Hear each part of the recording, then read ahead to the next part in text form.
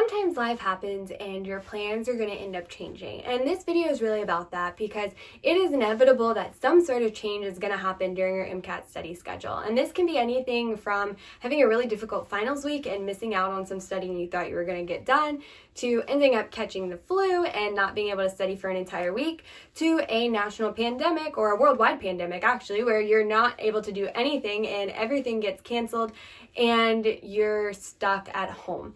So this video is really going to talk about some strategies you can take to help you overcome change while you're working on the MCAT so that you can kind of go forward and conquer your goals. And this is going to talk about kind of on all levels because there's different levels of change, and even though the way you approach it is the same, you kind of can plan for some change and not plan for others. So that's what we're going to talk about here.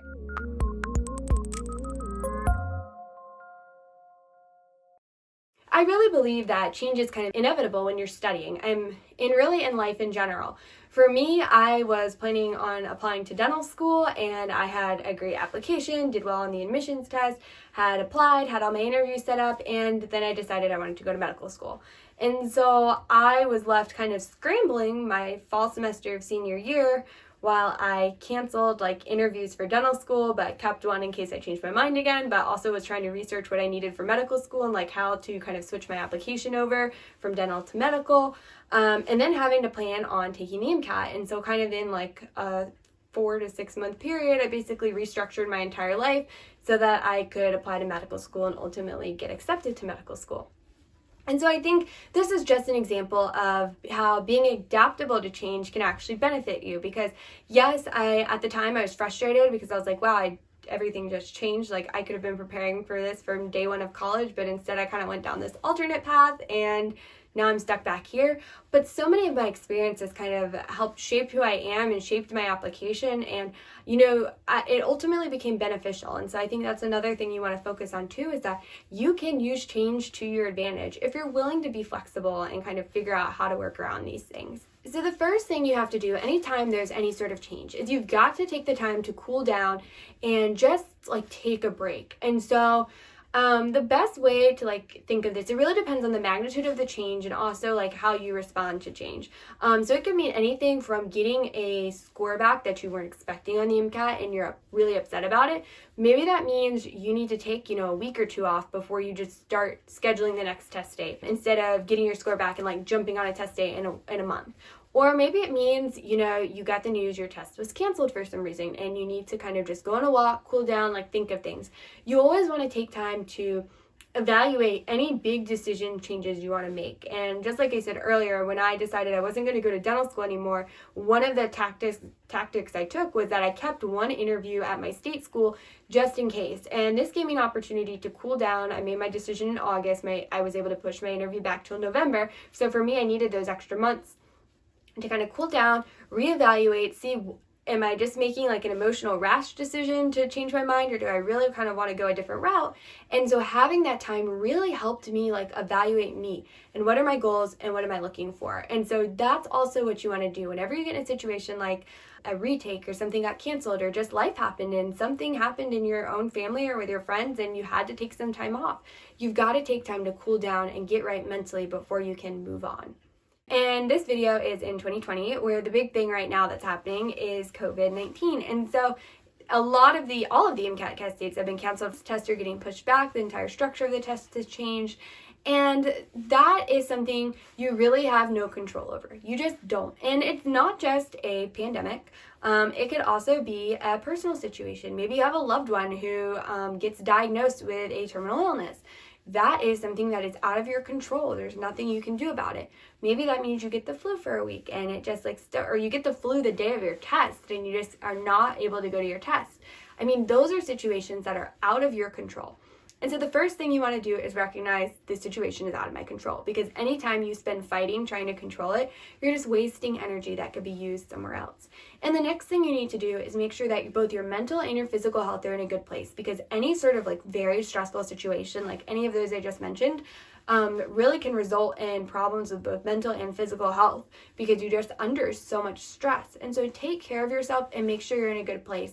And then lastly, focus on the fact that there are big setbacks and things happen and it causes your plans to change.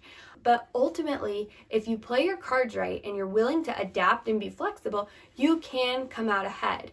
And for me, my big catalyst to going to medical school was I had a family member diagnosed with a terminal illness, my dad.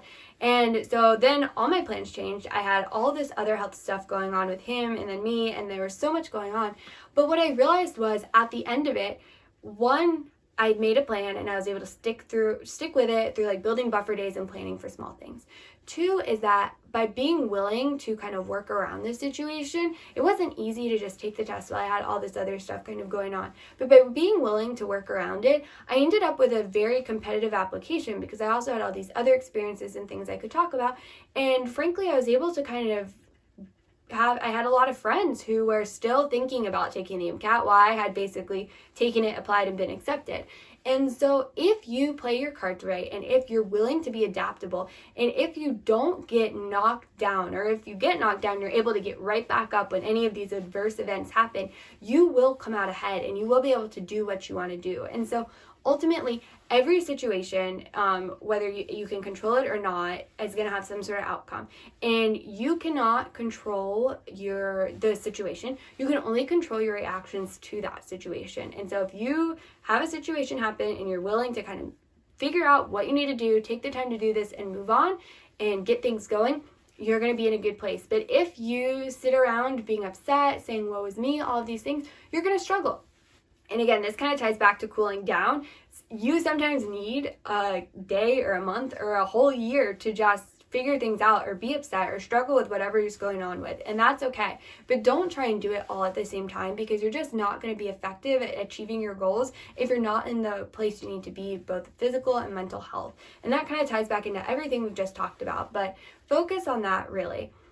And you may find in situations like these, so mindset is everything. You've got to kind of focus on yourself and your mindset, and that's, I guess, the recurring theme of this video.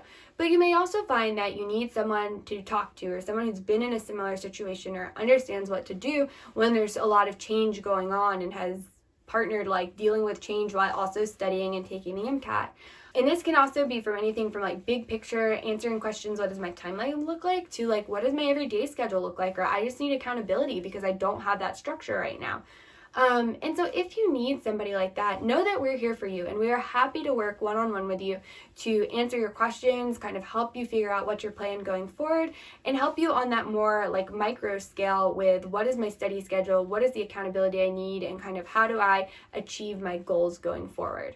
And lastly, the most important thing, if you only take one thing away from this video, is that you have to help you first before you can help others. And that is true for your career as a physician. And they say this all the time on airplanes, like when the airplane mask drops down, you've got to put yours on before you can help others.